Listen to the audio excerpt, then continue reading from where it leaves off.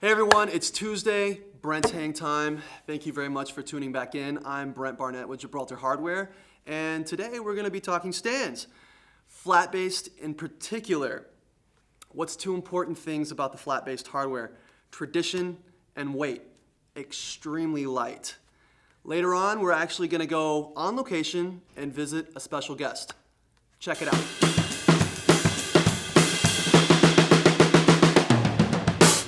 So here we have the 8000 series stands, which is the flat-based family.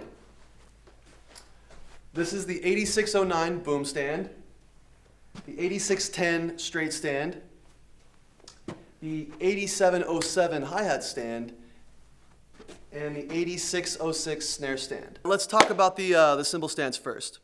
This is the 8610 straight stand, and we have the 8609 boom stand. Now, both of these have very similar features. However, one is a straight stand, the other is a boom stand. So let's work from the top down. Both stands are equipped with a gearless brake tilter, which is amazing.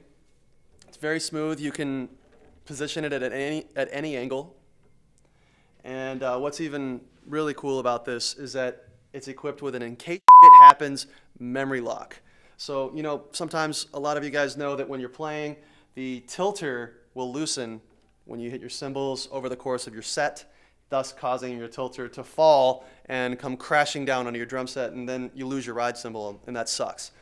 Memory lock locks it down and prevents the tilter from moving even if the wing nut is removed. You could completely remove this whole thing and then the stand is still not going to go anywhere. You see it has a straight two-tiered design. And the height range is from about 24 inches to 58 inches in maximum. As you see, this is a one-tier design with the extra boom rod, and it has the brake tilter function on it as well. Now, let's head south. It has the classic tripod flat-based design, and it too has the tripod memory lock. So if you're getting rowdy when you're playing and your stand wing nut decides it wants to loosen on you, thus causing the stand to collapse, this little memory lock is going to prevent that from ever happening. Now, what's great about these stands is that they're both very lightweight.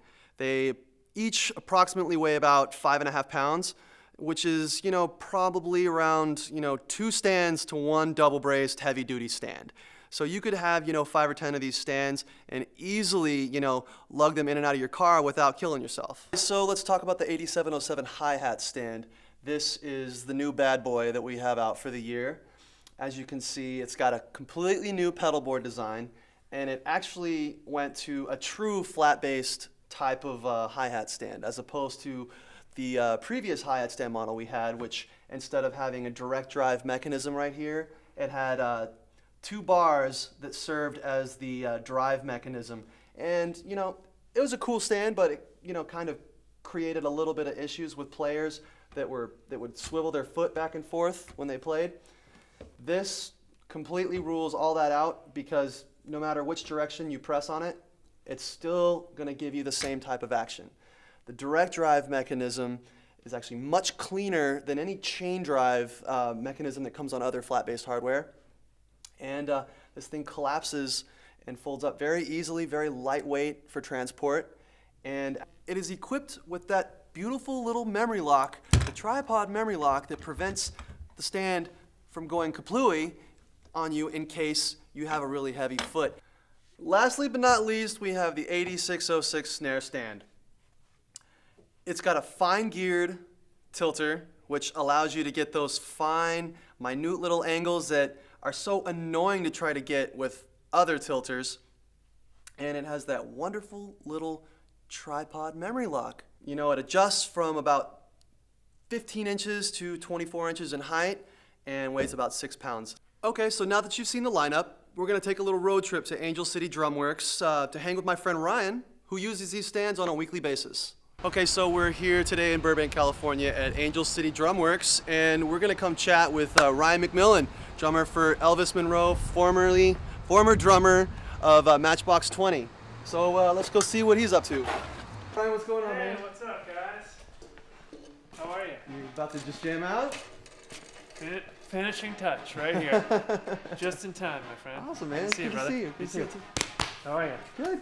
Good. Well, sit down. Let's chat. Good. Sorry, I'm a little limpy over here. Yeah, I noticed you got a boot over here. Got my boot here. Yeah. Good times. How are you able to play with that? Not very well. With that, not at all. We're talking stands today, fellas. No racks. No racks. Say no to racks. Just drum racks, though. You're more of a stand type of a player. Yes. I prefer stands. I see you're using the flat-based series. Yes. Mm-hmm. Why did you choose to go with the flat-based series? Well, the flat bass for me, one, I like the look of them. I like that they're, they kind of look like when you'd see my favorite drummers from the 60s, 70s and stuff. That's basically what they made back then. I just like how they're slim. They don't take up a lot of room and they're easy to maneuver. And most importantly, they don't weigh a lot. So for, gigging around town and when I have to carry my own stuff, it's much easier to use flat bass stands for me. And I'm actually glad that they've revived them because for many years they didn't exist at all unless you had old ones from the 60s and 70s. I'm not like a super hard hitter, but I've never had a problem with them. They don't fall down. They've never knocked over. Or I've never had any issues with them. Like I would feel totally comfortable taking these on a world tour or using them at a club in town. Yeah, like I just like that they're small and they're easy to move. Like those big, long, kind of like fold-out stands, I feel like they just get in the way of stuff. Yeah. It's hard to maneuver things, and I set up kind of strangely anyway, as you can see. Like my drums are tilted down, and and I like to kind of space out. I like to have some room. I'm not like real close. Everything's real close to me. Mm-hmm. This is kind of my setup. I'm just like using two cymbals. A lot of it's times. Very classic, very traditional classic type of a look to it. Yeah, and I like that. It's just simple, you know what I mean. And I don't need a lot of stuff. I'm not like a drum soloing drummer, and I like to just play grooves and simple fills, and so I don't need a lot of cymbals and splashes and effect cymbals and stuff like that. I just like to keep it basic, and like I said, Ringo Starr or John Bonham or Keith Moon or any of those guys, James Gadson, like all those drummers that I grew up listening to and love. I mean, maybe not Keith Moon, but most of them just played a simple setup. You know what I mean? They had 2 or 3 cymbals. Sometimes I'll use a third crash cymbal over here, but recently I've just been using 2 just because it's easier. Okay. And it's also kind of a challenge sometimes to the less you have to make it work and make it interesting. Right. Yeah. But I could put 7 stands in a bag with these, and it's like I could carry it, no problem. Even sometimes if my friends are like, they pick up my hardware bag, like, whoa, this thing's so light. What's in here? Like it's everything. Everything's in there. So let's talk about your hi-hat stand. You've got the new 8707 flat-based hi-hat stand. Yes, which I'm loving this. Totally love it. It's great. Dude, tell me about your experience playing with it over the last couple weeks. First off, just visually, I really like the way it looks. It's like this slick pedalboard. Yeah, this new plate. It looks vintage. It looks older, and I think that's cool. It's kind of caught my eye immediately when I saw it. But when they getting rid of the bars and just having this simple, one direct pull. Thank you for the clarification. It just makes it so smooth and so easy to use, and it's like it feels like butter, like.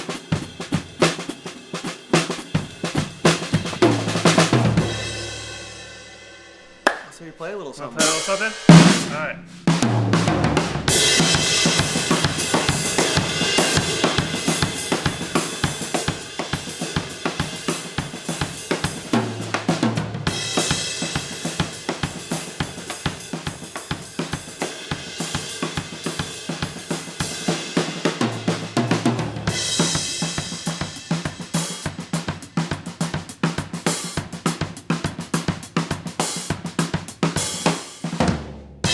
So that's all the time we have for this week's show.